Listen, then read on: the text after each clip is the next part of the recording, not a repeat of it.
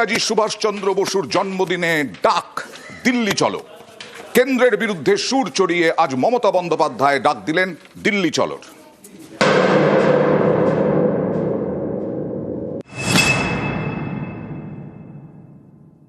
আরেকবার উঠুক স্লোগান, চলো দিল্লি চলো, এবং এই দানবতাকে সরিয়ে দিয়ে মানবিকতাকে প্রতিষ্ঠা করো।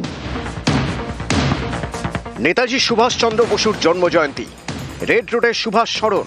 শুক্রবার সেই মঞ্চ থেকে কেন্দ্রের বিরুদ্ধে মমতা বন্দ্যোপাধ্যায়ের সুর সপ্তমে। সুভাষচন্দ্র বোসের জন্মদিনে শ্রদ্ধার্ঘ্য জানান সুভাষজিরা মরে না, যারা বীরপুরুষ হয়, যারা মহামানব হয়, তারা চিরকাল আমাদের হৃদয়ে বিরাজ করে। তাদের দিক নির্দেশের কথা বলেই বলছি, আরেকবার উঠুক স্লোগান, চলো দিল্লি চলো, এবং এই দানবতাকে সরিয়ে দিয়ে মানবিকতাকে প্রতিষ্ঠা করো। স্বাধীনতার যে স্বপ্ন নেতাজি সুভাষচন্দ্র বোস, গান্ধীজি থেকে শুরু করে কবির ভাষায় রবীন্দ্রনাথ ঠাকুর, কখনো নজরুল ইসলাম, কখনো সংবিধান রচয়িতা কমিটির চেয়ারম্যান বাবা সাহেব আম্বেদকর, যারা স্বপ্ন দেখেছিলেন, আজকে তাদের স্বপ্ন ভেঙে টুকরো টুকরো হয়ে যাচ্ছে। নিজেদের ইতিহাস চাপিয়ে দেওয়া হচ্ছে, যার সাথে দেশের ইতিহাসের কোনো সম্পর্ক নেই। পদে পদে সেই সংবিধানকে লাঞ্ছিত করা হচ্ছে। নেতাজি সুভাষচন্দ্র বোস প্ল্যানিং কমিশন তৈরি করেছিলেন, আজকে সেটা তুলে দেওয়া হয়েছে জেনে বুঝে। আমরা লক্ষ্য রাখছি ভারতবর্ষের ইতিহাসকে গুলিয়ে দেওয়ার চেষ্টা হচ্ছে, ভারতবর্ষের মনীষীদের অসম্মান করা হচ্ছে। সে মহাত্মা গান্ধীজি হোক, বিশ্বকবি রবীন্দ্রনাথ ঠাকুরই হোক, নেতাজি সুভাষচন্দ্র বোসই হোক, বাবা সাহেব আম্বেদকরই হোক, ঈশ্বরচন্দ্র বিদ্যাসাগরই হোক, রাজা রামমোহন রায় হোক, একটা অসম্মান, একটা অসহিষ্ণুতা, একটা অরুচিকর কথাবার্তা, ভাষার প্রতি অসম্মান। বাংলা কি সব মেনে নেবে?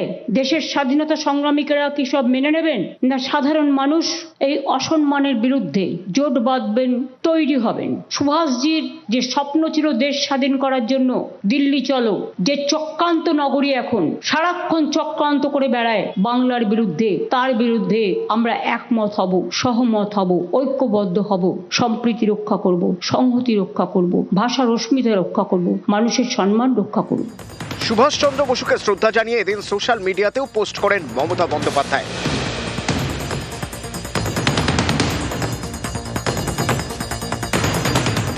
সোশ্যাল মিডিয়ায় মুখ্যমন্ত্রী লেখেন,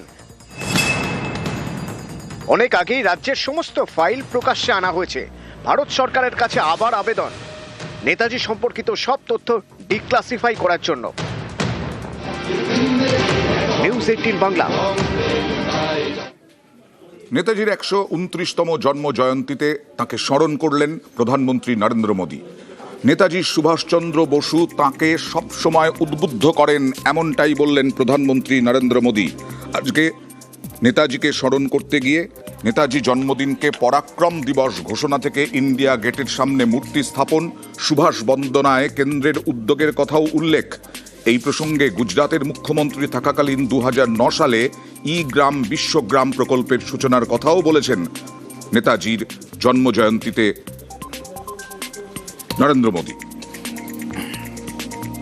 आजादी के बाद अंडमान निकोबार द्वीप समूह के गौरवशाली इतिहास को सहेजा जाना चाहिए था, लेकिन उस दौर में सत्ता में पहुंचे लोगों के भीतर एक असुरक्षा की भावना थी। वो आजादी का श्रेय केवल एक परिवार तक सीमित रखना चाहते थे। अंडमान निकोबार को भी गुलामी की पहचान से जुड़ा रहने दिया गया। हमने इतिहास के इस अन्याय को खत्म किया। पोर्ट ब्लेयर आज श्री विजयपुरम बन चुका है। ये नया नाम नेताजी की विजय की याद दिलाती है। दूसरे अन्य द्वीपों के नाम भी स्वराज द्वीप, शहीद द्वीप और सुभाष द्वीप रखे गए। नेताजी के इस विजन से आज की पीढ़ी को परिचित कराना हम सभी का दायित्व है, और मुझे खुशी है कि हमारी सरकार इस दायित्व को बखूबी निभा रही है।